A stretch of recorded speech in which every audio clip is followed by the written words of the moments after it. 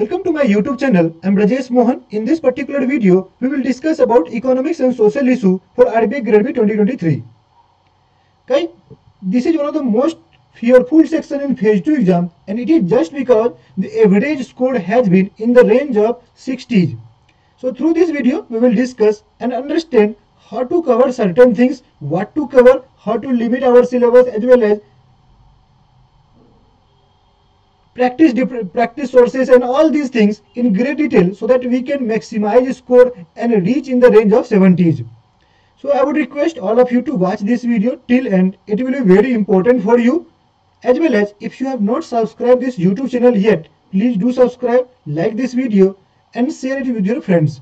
Also, I would request all of you to join Telegram channel of mine, where I keep posting lots of updates on daily basis, especially related to news highlights. I also provide discussions and all these things. Also provide important questions like the questions that are being asked in exam. So exam level questions are also there in the form of polls. So you can get all these things at one place, and I would request to join the channel. Link has been given in the description. So before moving ahead, I would like to discuss about two initiatives of mine. Basically, it is for you only, so that's why I'm discussing it.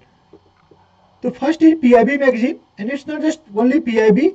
I'm covering all the other updates also, which is very important for ESI current affairs. So it is complete magazine for ESI current affairs. So जो आपके 50 marks आते हैं objective के, which is completely based on current affairs portion only. So it will cover whole 50 marks. So in this magazine, we will get programs and policies, RBI and SEBI circulars, global and national reports, descriptive practice questions, exam level practice questions, all these things in a single magazine, and it comes at 70 rupees per month. But if you buy the yearly subscription, it will cost you 599. And recently I also uploaded October to December month, and that is available at 149 rupees. So whichever you need, link has been given in the description. From there you can buy. Recently I also launched a descriptive writing practice session, and it is basically a mock test as well as guidance program where I will discuss how to write a good answer. Also, I will check your 5 sets of English, 5 sets of ESI, 5 sets of finance management mock test, and give you detailed feedback on how to improve your answer writing. Okay, so these will be the facilities provided under this program. So इसका भी link आपको description में दिया हुआ है. And all you know कि जो 200 marks आपके डिस्क्रिप्टिव के हैं आउट ऑफ 300, तो समझ सकते हो कि 2/3 का वेटेज है. और उसके लिए जरूरी क्या है कि आपकी राइटिंग स्किल्स काफी अच्छी होनी चाहिए, आपकी कंटेंट क्लैरिटी काफी अच्छी होनी चाहिए, और उसके लिए आपको प्रैक्टिस करना पड़ेगा अभी से ही. या तो आप यहाँ से करते हो या कहीं से भी करते हो, आपको प्रैक्टिस करना ही पड़ेगा to score good marks in this section. Okay, so let's get started with the video. First thing है, हम लोग क्या क्या डिस्कशंस करने वाले हैं, what we will discuss today. So first we will important static topics to cover. इसके regarding काफी लोगों को डाउट है कि चूंकि एक तरह से मार्केट में ये हल्ला है कि ईएसआई करंट अफेयर्स पर बेस्ड होता है तो स्टैटिक पढ़ने की जरूरत नहीं है. So we will also discuss this myth कि क्या हमें स्टैटिक पढ़ना चाहिए या नहीं पढ़ना चाहिए. इसके बारे में भी, अगर पढ़ना चाहिए तो कौन से टॉपिक्स हमें पढ़ने चाहिए और कौन से नहीं पढ़ने चाहिए, इसके बारे में हम लोग डिस्कशन करेंगे.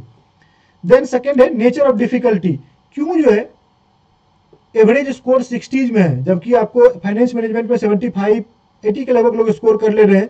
तो ईएसआई में ऐसा क्या चीज हो रहा है जिससे कि आपको यहाँ पर स्कोर जो है इंप्रूव नहीं हो रहे. स्कोर 60, 65, 62, 58, 55 इस तरह से आपके स्कोर्स लोगों के आए हुए हैं जिनका फाइनल सिलेक्शन हुआ है. सो उसको भी हम लोग समझेंगे. और इसका 2-3 रीजन जो मैं आपको फिगर आउट कर पाऊँ वो ये है कि जो ये ईएसआई है बेसिकली करंट इशू पर बेस्ड होता है, खास करके ऑब्जेक्टिव सेक्शन.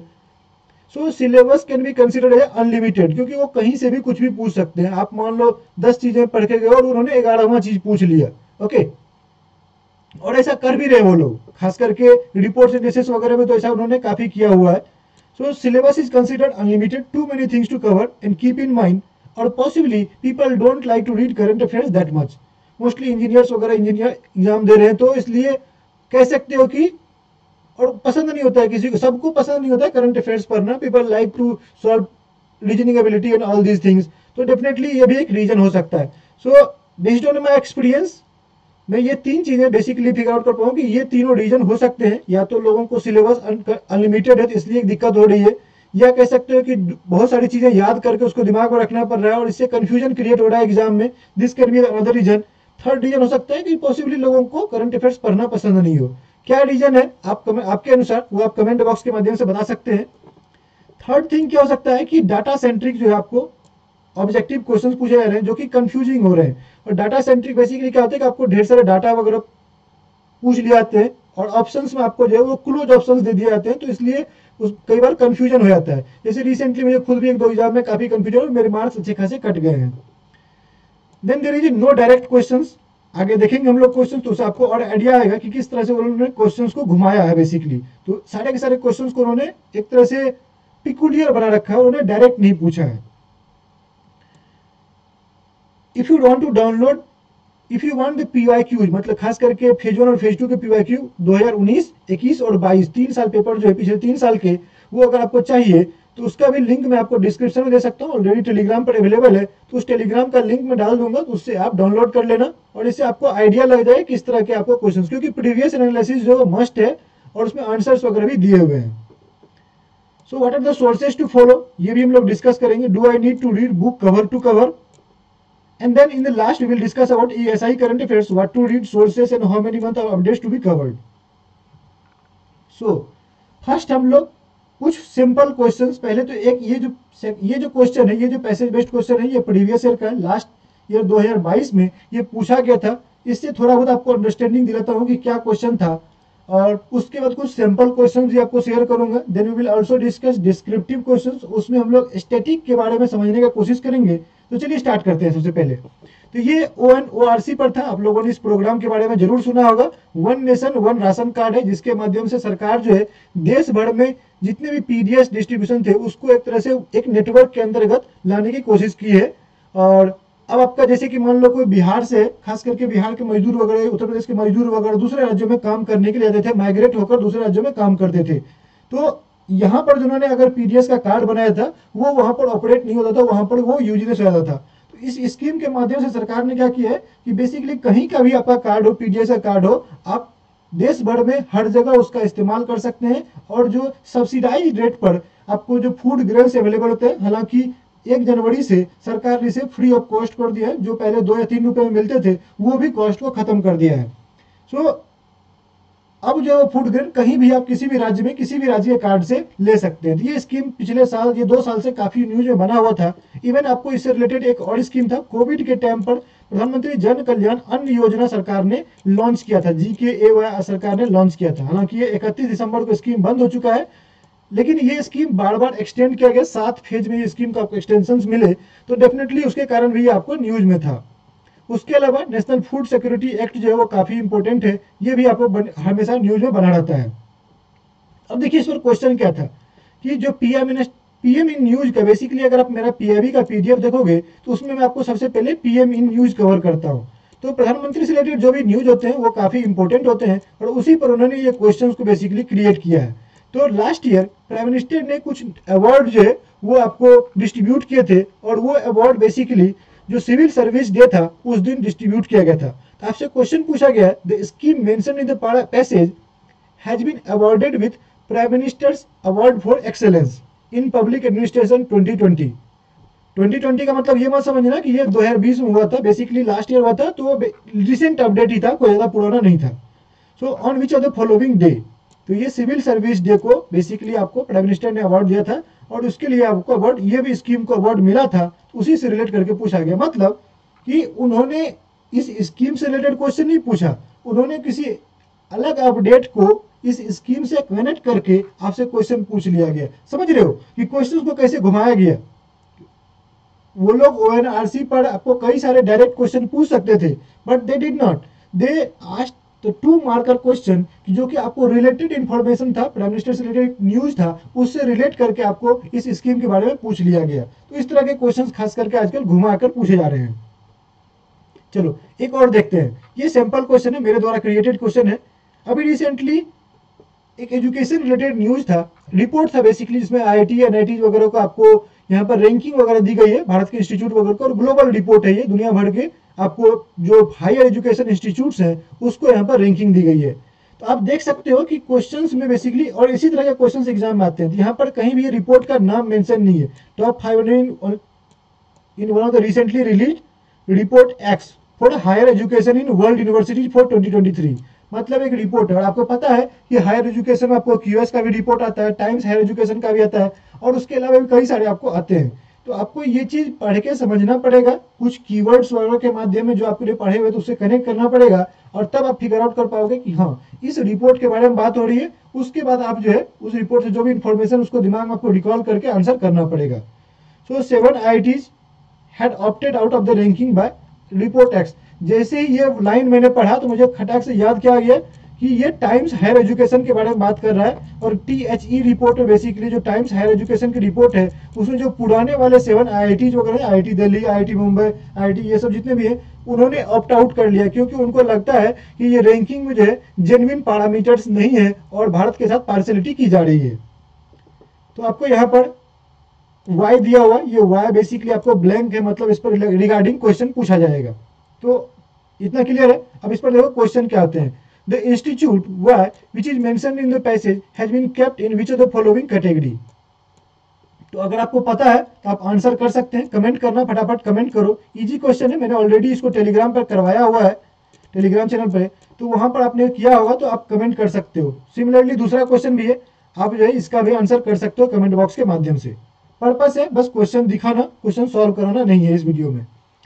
एक आरबीआई से रिलेटेड भी देख लेते हैं कि remittance refers to the process. तो आरबीआई का रिमिटेंस का रिपोर्ट आता है जिसमें आरबीआई आपको डिस्कस करती है कितना रिमिटेंस रिसीव हुआ है, या आउटवर्ड रिमिटेंस के बारे में भी रिपोर्ट आती है। तो रिमिटेंस दो तरह से होते हैं, एक जो अपने देश में आते हैं जिसको रिसेंटली भारत ने $100 बिलियन का टारगेट अचीव कर लिया है वर्ल्ड बैंक के रिमिटेंस रिपोर्ट के अकॉर्डिंग, और एक रिपोर्ट होता है आरबीआई के द्वारा जो आपको बताता है आरबीआई की अपने देश से रिमिटेंस बाहर जो गए हैं, जैसे कि किस पर्पस के लिए, Indians spending on overseas education. तो ये क्या हुआ कि आप बाहर पढ़ने जाते हो तो वहां पर आप खर्चा करते हो, इंटरनेशनल ट्रेवल के लिए, maintenance of close relatives and gifts, इस पर्पस के लिए जो आउटवर्ड रिमिटेंस है, आप देख सकते हो यहाँ पर बात की गई है आउटवर्ड रिमिटेंस की under RBI scheme x.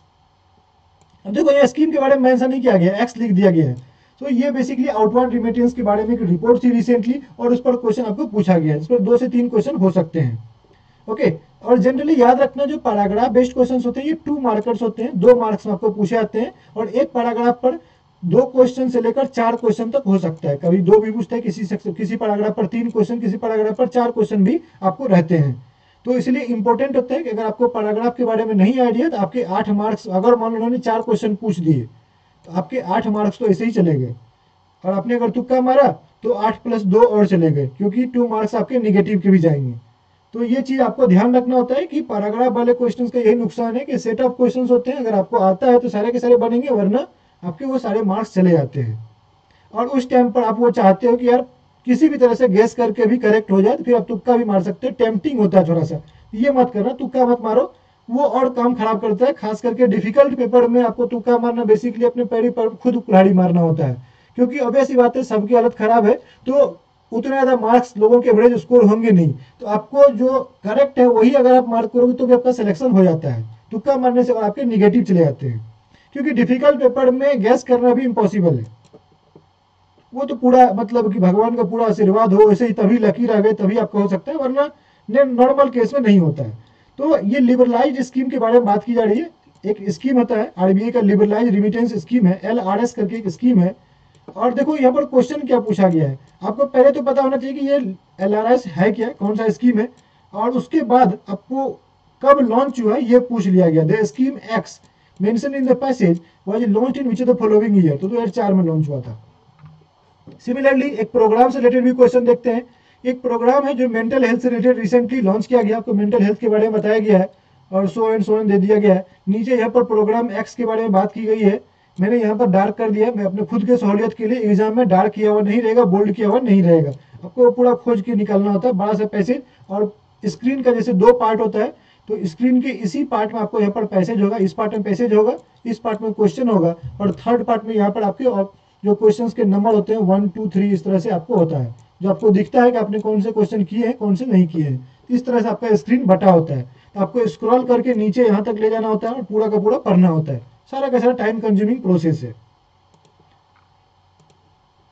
Okay, सो स्कीम एक्स के बारे में बात की गई। अब देखो यहाँ पर ऑप्शंस, ये क्वेश्चन देने का मतलब है मुझे आपको ऑप्शंस को समझाना कि ऑप्शंस कितने खतरनाक वो लोग डिजाइन करते हैं, ऑप्शंस में कैसे कंफ्यूज कराते हैं।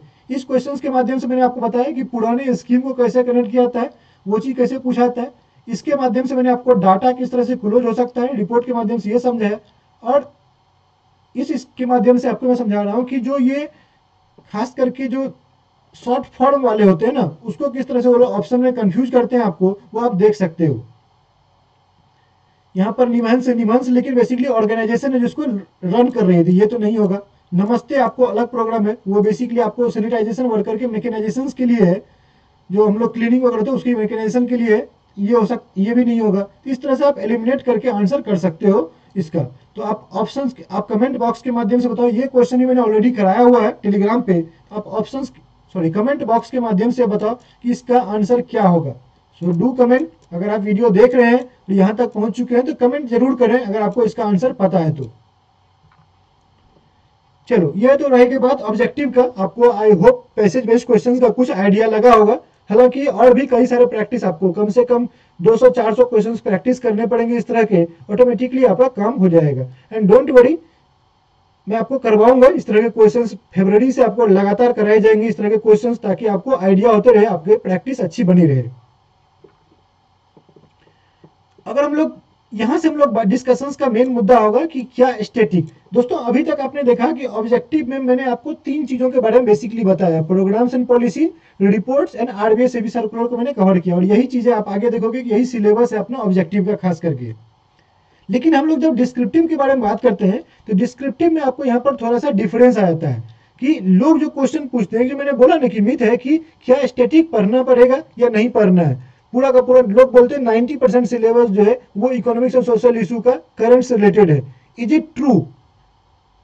तो उसी को हम लोग यहां से समझते हैं। तो ये 2022 का आपका डिस्क्रिप्टिव सेक्शन जो है, जो 50 मार्क्स आपके डिस्क्रिप्टिव के आते हैं, उसमें हम लोग ये देखने वाले हैं। तो 15 मार्कर में पहले देखो 600 वर्ड्स आपको टाइप करने पड़ेंगे। आपकी टाइपिंग स्पीड काफी अच्छी होनी चाहिए।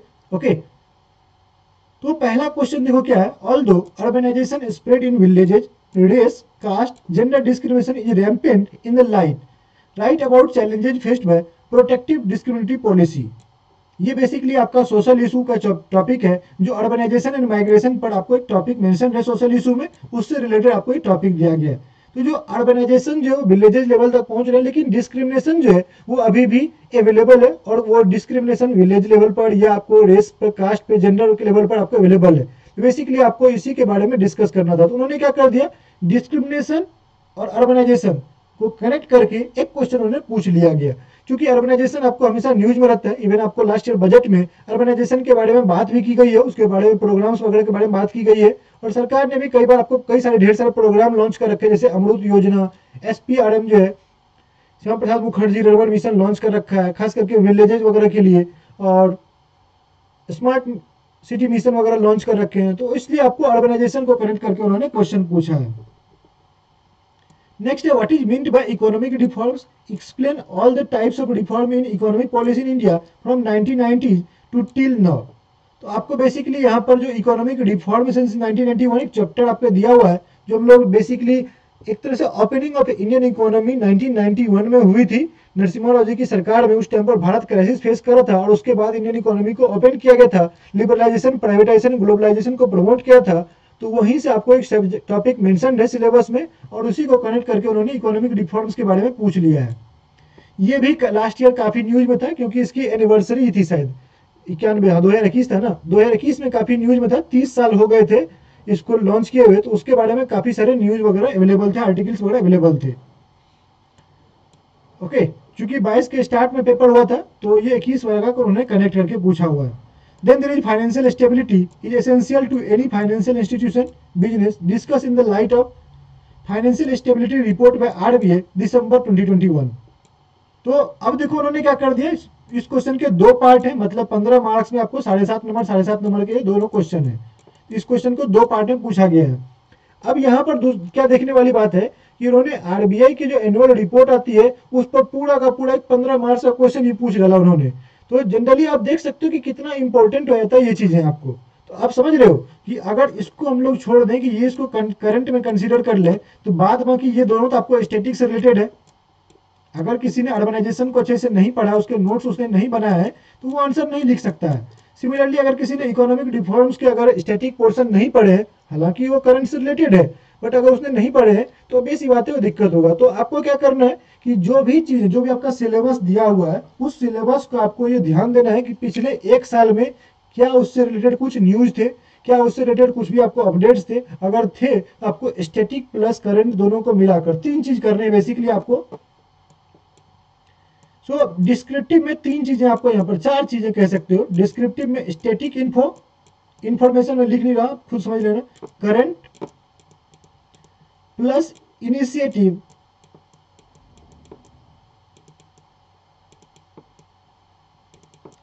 Plus report. करंट में आ जाता है सारा का सारा, लेकिन अब मैं आपको अलग अलग करके लिख दे रहा हूं। ये 4 चीजें आपकी जरूरत होती है। रिपोर्ट से आपको डाटा एंड फैक्ट्स मिलते हैं, अलग अलग चीजों को आपको अपने पॉइंट को प्रूव करने के लिए आपको डाटा एंड फैक्ट्स मिलते हैं। इनिशिएटिव से सरकार के आपके प्रोग्राम्स के बारे में आप मेंशन करते हो, प्रोग्राम्स यहाँ पर मेंशन करते हो, और ये चीजें ऑलरेडी आप पढ़ रहे हो अपने प्रिपरेशन के दौरान, ये चीजें पढ़ रहे हो, एडिशनल नहीं करना है आपको।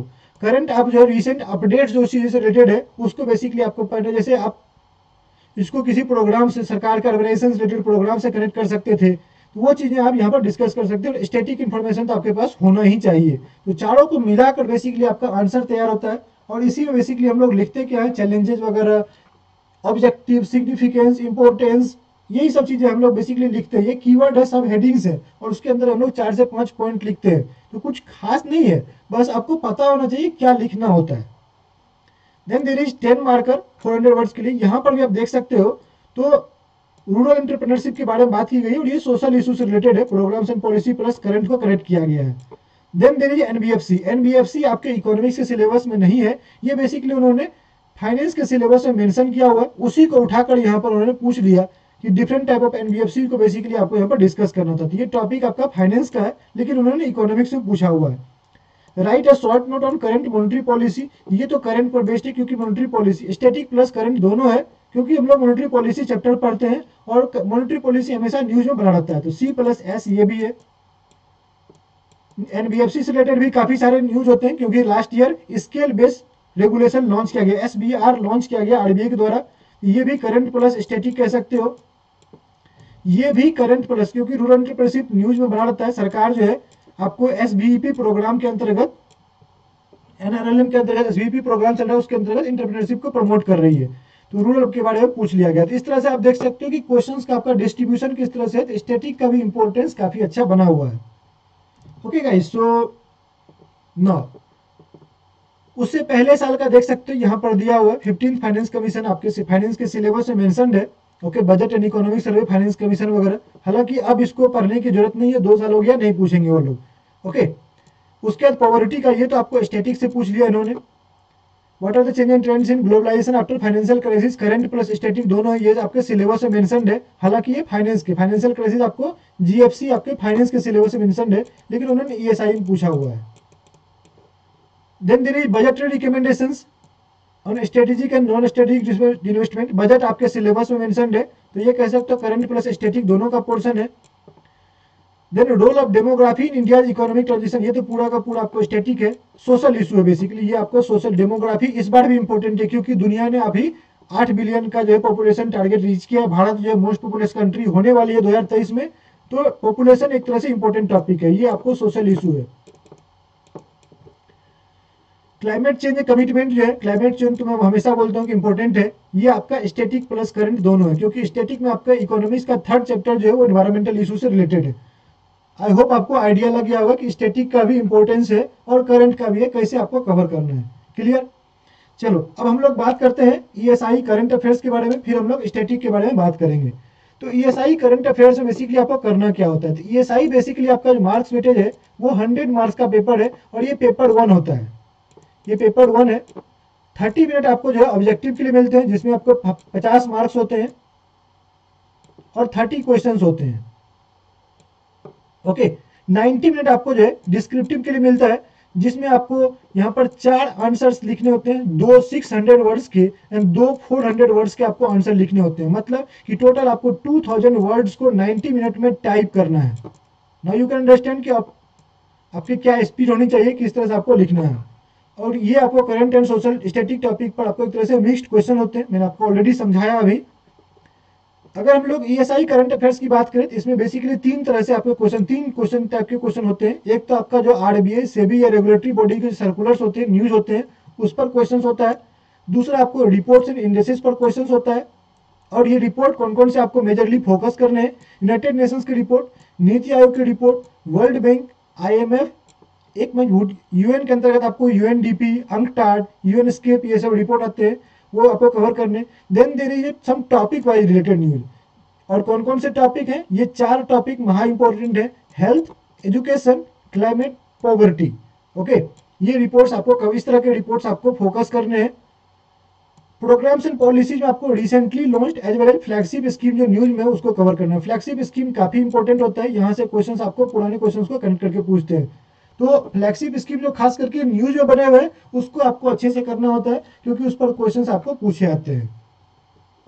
ओके, नाउ एक क्वेश्चन जो मेरे से बार बार पूछा जाता है कि सर मैंने स्कीम में ये पढ़ लिया, अब मुझे और क्या क्या पढ़ना चाहिए, या मैं आप फिर भी आंसर नहीं कर पा रहा हूं। तो देखो, स्कीम्स की अगर जब बात करते हैं तो इसमें आपको क्वेश्चन, मैंने जैसे पहला क्वेश्चन ही बताया आपको ONORC पर था ही नहीं, तीसरा जो था, चौथा क्वेश्चन जो था, एक बार फिर से देख लेते हैं, बताता हूं।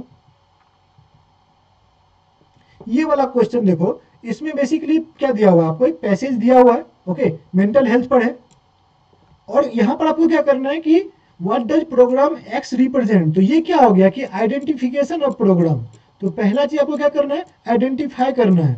अब देखो इस पर अगला क्वेश्चन क्या हो सकता है कि ये किसके द्वारा लॉन्च किया गया है। ओके, ये किसके द्वारा लॉन्च किया गया है, ये या प्रोग्राम का टारगेट ईयर क्या है, कब तक ये प्रोग्राम चलेगा,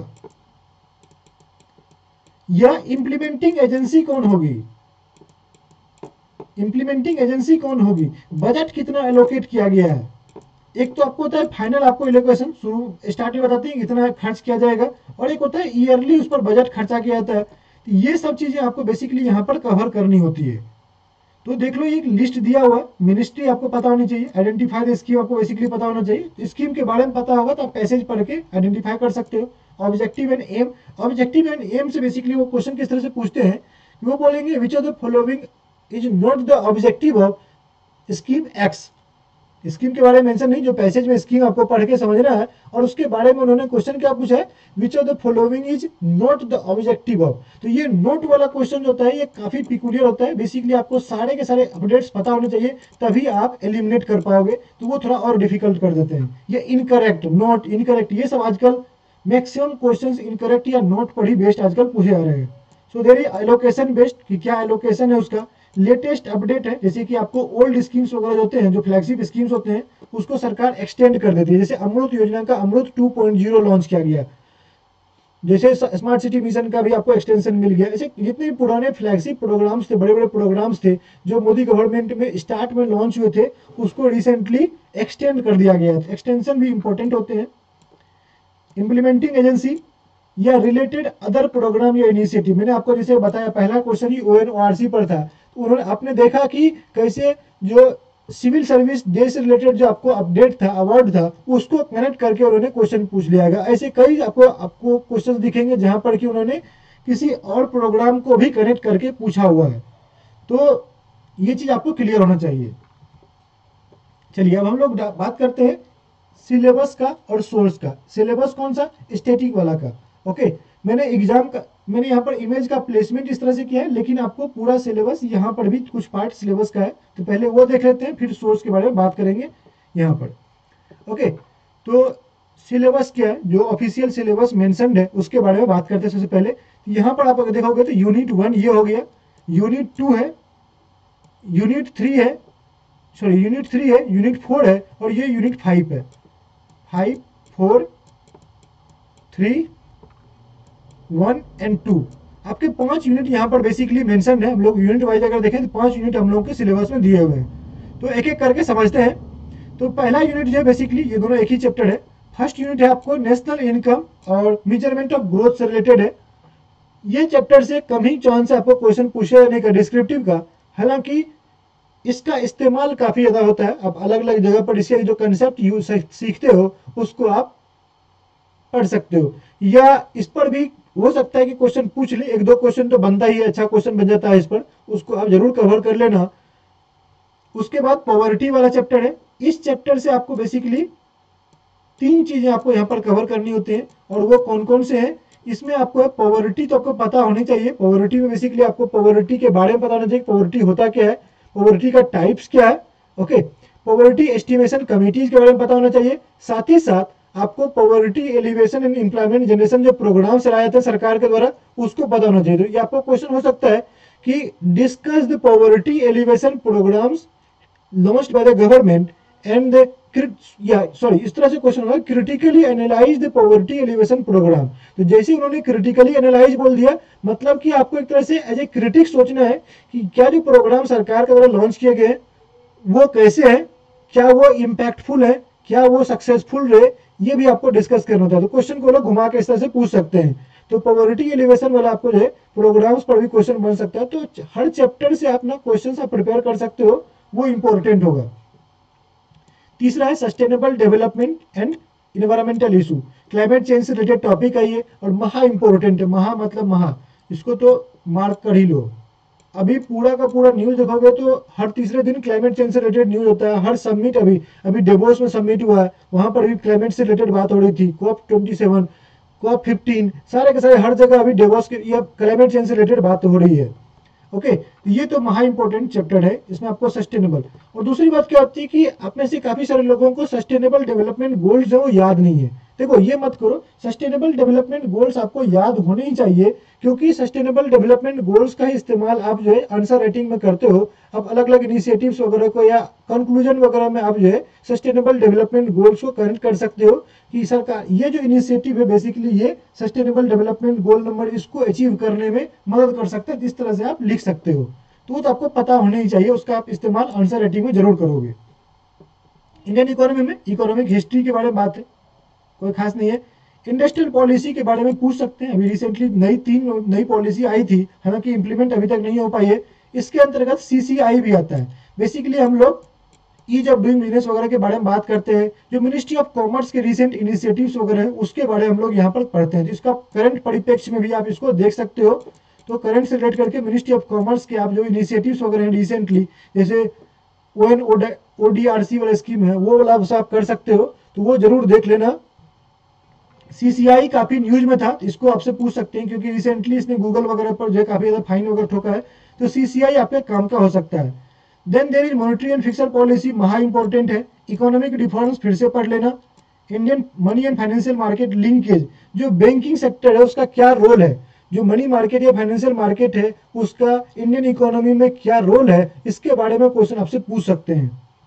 then there is role of Indian banks and reserve bank in development process, RBI का क्या रोल है, बैंक का क्या रोल है आपको इंडियन इकोनॉमिक ग्रोथ में, इसको आपको क्वेश्चन पब्लिक फाइनेंस से ज्यादा नहीं पूछते। यहाँ पर एक दो क्वेश्चन बनता है डिस्क्रिप्टिव का खास करके, वो भी फिक्सल पॉलिसी रिलेटेड खास करके आपको बनता है, तो वो आप कवर कर सकते हो। पॉलिटिकल इकोनॉमी बेसिकली हम लोग इकोनॉमिक परिप्रेक्ष्य में बेसिकली हम लोग पॉलिटिकल सिग्निफिकेंस को, किसी भी चीज के पॉलिटिकल सिग्निफिकेंस को समझना इंपॉर्टेंट होता है। एक पिस्टल करके कंसेप्ट होता है, ओके, खास करके हम लोग इसको यूज करते हैं आंसर राइटिंग के लिए। PISTEL था, इसी बेसिकली हम लोग यूज करते हैं पॉलिटिकल, इंटरनेशनल, इस तरह से हम लोग सोशल जो भी है उसको यूज करते हैं हम लोग। तो ये कंसेप्ट का इस्तेमाल में आपको यहाँ पर देखोगे पी पॉलिटिकल सिग्निफिकेंट को इस्तेमाल होता है। तो हमेशा जब आंसर लिखते हैं तो आप उसका पॉलिटिकल सिग्निफिकेंस भी डिस्कस कर सकते हो। डिस्क्रिप्टिव में ये अगर आप पिस्टल यूज करते हो तो काफी इंपैक्ट आपका आंसर क्रिएट करता है। ओके, तो पॉलिटिकल सिग्निफिकेंस के लिए आपको थोड़ी बहुत पॉलिटिकल इंपॉर्टेंस आपको समझना पड़ेगा इंडियन इकोनॉमी का। Then there is industrial development in India, जो इंडस्ट्रियल डेवलपमेंट हो रहे हैं, make in India, other programmes वगैरह चलाए जा रहे हैं, उसके बारे में आप पढ़ सकते हो। ओके, इंडियन एग्रीकल्चर, ये भी थोड़ा बहुत इंपॉर्टेंट है। बजट एंड इकोनॉमिक सर्वे महा इंपॉर्टेंट है। ग्लोबलाइजेशन महा इंपॉर्टेंट है, इससे भी आपको क्वेश्चन बनते हैं। तो आप मान कर चलो कि यूनिट वाइज आपको खास करके पता होना चाहिए। जैसे यहाँ पर इंटरनेशनल इकोनॉमिक इंस्टीट्यूशन है, WTO, में रिसेंटली लास्ट ईयर जो है एक बड़ा कह सकते हो एग्रीमेंट साइन हुआ है, और काफी लंबे समय के नेगोशिएशंस के बाद एक एग्रीमेंट फाइनली आपको उसका कंक्लूजन पर पहुंचा दी। ये पूछ सकते हैं यहाँ से। बैलेंस ऑफ पेमेंट ऑब्वियसली यहाँ पर इंपॉर्टेंट है, क्योंकि भारत अभी बड़ा सा डिफिसिट फेस कर रहा है और करेंसी डिप्रिसिएट कर रहे हैं, तो इससे रिलेटेड आपको करेंसी डिप्रिसिएशन से रिलेटेड क्वेश्चन हो सकता है, और इसी में हम लोग उसको पढ़ते हैं। ओपनिंग ऑफ इंडियन इकोनॉमी, और क्या क्या सरकार ने किस तरह की सरकार की ईज ऑफ डूइंग बिजनेस की पॉलिसीज है, और उससे रिलेटेड आपको क्वेश्चन यहाँ पर हो सकता है। Regional economic corporation, Bharat G20 का हेड कर रहा है और SCO को भी हेड कर रहा है, तो ऑब्वियसली आपको इस साल तो ये दोनों महा इंपॉर्टेंट है।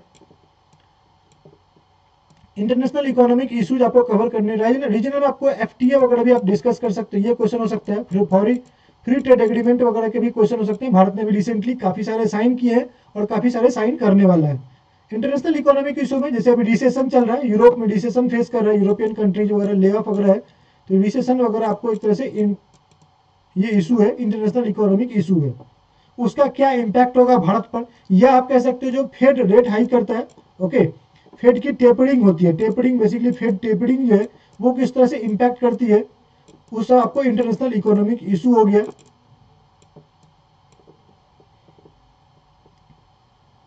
सोशल इशू में बात करते हैं तो इसमें आपको खास करके demographic trend, urbanisation, migration, gender issue, social justice में आप खास करके ट्रैवल वाला जरूर पढ़ लेना, ट्रैवल डेवलपमेंट आप जरूर पढ़ के जाना, वो इंपॉर्टेंट हो सकता है, क्योंकि अभी काफी सारे एग्जाम्स वगैरह PCS वगैरह में ट्रैवल को खास करके पूछ रहे हैं वो लोग।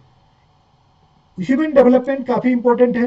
सोशल सेक्टर्स में आपको खास करके एजुकेशन और हेल्थ ही दो इंपॉर्टेंट है, तो ये दोनों को आप करके जाना, तो ये आपके सोशल सेक्टर के सोशल इशू के खास करके इंपॉर्टेंट टॉपिक है। So what are the must do topics जिसको हम लोग करना ही करना है, तो वो ये टॉपिक्स हैं।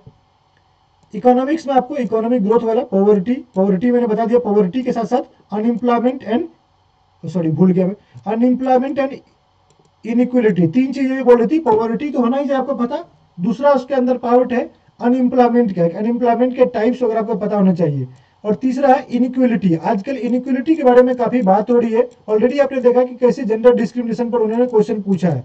इनइक्वलिटी बेसिकली इकोनॉमिक इनइक्वलिटी के बारे में बात कर रहे हैं। हालांकि इनइक्वलिटी दो तरह से होते हैं, आपको डिस्क्रिमिनेशन हो गया एक, जो कि आपको सोशल डिस्क्रिमिनेशन होता है, जेंडर कास्ट वगैरह के बेसिस पर किया जाता है। एक इकोनॉमिक डिस्क्रिमिनेशन होता है जिसको हम लोग इनइक्वलिटी बोलते हैं, इकोनॉमिक इनइक्वलिटी बोलते हैं। तो दोनों चीज आपको क्लियर होना चाहिए। इन्वायरमेंट तो इंपॉर्टेंट है ही, monetary and fiscal policy, balance of payment, globalisation, economic reforms, WTO, FTA and regional economic partnerships, ये आपके महा इंपॉर्टेंट चैप्टर्स है। सोशल इशू में आपको वुमेन एम्पावरमेंट, जेंडर इशू तो मैंने बता ही दिया आपको, उसको कवर करना है। Travel development, demographic trends, urbanisation, migration and current social issue आपको कवर करने हैं। Okay guys, that was the syllabus. और अगर हम लोग बात करें कि बुक्स कौन से यूज करने हैं, तो देखो इंडियन इकोनॉमी में रमेश सिंह जो है वो काफी लोग यूज करते हैं, इवन नितिन सिंघानिया सर की बुक है वो भी इंपॉर्टेंट है। तो कई सारे पब्लिकेशंस के 50 से ज्यादा पब्लिकेशंस के बुक अवेलेबल है, नोट्स अवेलेबल है, बट आपको क्या करना है, वही चीजें पढ़नी है जो सिलेबस में मेंशन है, कवर टू कवर नहीं पढ़ना है, रीड सेलेक्टिवली, और गूगल का इस्तेमाल करके भी अपना फोल्डर क्रिएट करो। देखो आपको मैंने ऑलरेडी बता दिया कि ऑब्जेक्टिव में तो पूछेंगे नहीं वो लोग, तो उस तरह से नहीं पढ़ना है कि आपको ऑब्जेक्टिव के लिए पढ़ रहे हैं। आपको क्या करना है, आपको कंटेंट चाहिए आंसर लिखने के लिए, और उसके लिए आपको क्या करना है, फोल्डर मटेरियल तैयार करना है। जैसे कि मुझे ग्लोबलाइजेशन पर मैं अपना जो है वो डॉक्यूमेंट बना लूंगा, या ग्लोबलाइजेशन पर मैंने उसके इंपॉर्टेंस, चैलेंजेस या जो भी चीजें होती है उसको मैंने लिख लिया, पॉवर्टी के मैंने वो चीजें लिख ली। तो अलग अलग टॉपिक्स को आप जो है टॉपिक वाइज जो भी दिया हुआ है यहाँ पर जो मैंने मार्क किया हुआ है उस पर अपना फोल्डर आप तैयार करो, फोल्डर कंटेंट बनाओ, क्योंकि आपको डिस्क्रिप्टिव में इसका इस्तेमाल करना है। जैसे कि हम लोग बात करें बैलेंस ऑफ पेमेंट में, करेंसी डिप्रिसिएशन में, उसका क्या इंपॉर्टेंस है, कैसे आपको करेंसी डिप्रिसिएशन को रोका जा सकता है, कैसे करेंसी को स्टेबल बनाया जा सकता है। इन्फ्लेशन हो गया, इन्फ्लेशन के लिए सरकार RBI क्या क्या कर रही है, तो ये चीजों के आपके पास फोल्डर मटेरियल होना चाहिए, क्योंकि आपको डिस्क्रिप्टिव में पूछते हैं। फोल्डर कहने का मतलब कि आपके पास कंटेंट खुद का जो है सेल्फ मेड कंटेंट बना होना चाहिए। Okay, that's what needed. तो कुछ भी आपको कवर टू कवर नहीं पढ़ना होता है, अपना नोट्स बना लेना होता है, जिससे कि आप फोल्डर मटेरियल तैयार करना होता है। तो गूगल कर सकते हो, या विवेक सिंह की बुक भी है, ये एक छोटी बुक है, ज्यादा बड़ी नहीं है, इसमें कुछ ही चैप्टर्स हैं और रिलेटेड चैप्टर्स हैं, अपने सिलेबस से रिलेटेड चैप्टर है, इसको आप इस्तेमाल कर सकते हो rather than using Ramesh Singh. तो जो भी बुक्स हैं आपके पास ऑलरेडी अवेलेबल है, उसी का इस्तेमाल करके और गूगल का इस्तेमाल करके, या समरी PDF वगैरह अवेलेबल है कई सारे इंस्टीट्यूट के, तो वो सब आप इस्तेमाल करके जो है इसको अच्छा कर सकते हो। Then there is question how many month of current affairs need to be, आपको अक्टूबर ऑनवर्ड्स करने हैं। अगर हम लोग मान कर चलते हैं कि 1 अप्रैल को प्रीलिम और 6 मई को जो है मेंस का एग्जाम होता है, तो वैसे कंडीशन में आपको अक्टूबर 2022 ऑनवर्ड्स आपको पीआईबी मैगजीन को याद कर देना, रट जाना, 3 से 4 बार आपको उसको पढ़ के जो है, मैं जो मैगजीन दे रहा हूँ उसको पूरा का पूरा 4 बार पढ़ लो, काम आपका हो जाएगा। देखो अफेयर्स क्लाउड मैंने लिखा इसलिए है क्योंकि इसके भी बैंकिंग इकोनॉमी पीडीएफ अलग से आते हैं, हालांकि मैं उसको ऑलरेडी आपको चीज़ों को कवर कर रहा हूँ, so that will be not useful, but अगर आप फेज 1 के लिए पढ़ ही रहे हो तो अच्छे से पढ़ लेना, तो यहाँ भी थोड़ा बहुत काम आ ही जाएगा। बेसिकली आपको यूज क्या करना है, ये पीआईबी मैगजीन को यूज करना है जितना अच्छे से कर सकते हो। और दूसरा आपको जो विजन आईएएस का मंथली मैगजीन आता है उसको आपको सेलेक्टिवली पढ़ना है। सेलेक्टिवली क्यों पढ़ना है, आपको डिस्क्रिप्टिव जो करंट का फोल्डर होता है, ओके, यहां से मैंने बोला कि जैसे सब्जेक्ट पढ़ के आपको स्टैटिक फोल्डर मिल जाएगा, पीआईबी पढ़ के आपको इनिशिएटिव्स एंड रिपोर्ट्स मिल जाएंगे, लेकिन करंट से रिलेटेड जो थोड़ा बहुत कंटेंट होता है जो आपको न्यूज पेपर वगैरह में आते हैं तो आप लोग उतना कलेक्ट नहीं कर पाते हो, तो आप यहाँ से ये विजन का जो पीडीएफ होता है, मंथली पीडीएफ होता है, और इसको मैं शेयर करता हूँ टेलीग्राम पे, तो उसको आप जो है इस्तेमाल कर सकते हो। उसमें इकोनॉमिक्स और सोशल इशू का अलग चैप्टर होता है, उसके अंतर्गत कंटेंट होते हैं, वो आप पढ़ के वहां पर, जैसे कि अभी रिसेंटली उन्होंने सीबीडीसी पर कंटेंट दिया होगा, या अभी रिसेंटली सरकार ने जो है मल्टी स्टेट कोऑपरेटिव वगैरह का अमेंडमेंट किया है, उस पर कंटेंट अवेलेबल होगा। इस तरह से जो भी करंट बर्निंग टॉपिक्स होते हैं उस पर आपको इनका आर्टिकल अवेलेबल होता है, उसमें चैलेंजेस, सिग्निफिकेंस वगैरह डिस्कस किए जाते हैं, उसका आप इस्तेमाल जरूर करें जिससे आपका आंसर बेहतर हो सके, और वो कंटेंट को आपको कॉपी करके फोल्डर बना लेना है। Okay, so that's all from my side. I hope आपको चीजें क्लियर हो गई होंगी। So thank you very much for watching this video. थोड़ा वीडियो लेंदी हुआ है बट आई हैव, आप लोग मैनेज कर लोगे। Okay, so don't forget to join the Telegram channel, like the video, share it with your friends अगर आप यहाँ तक पहुंच चुके हो तो। Thank you very much guys once again.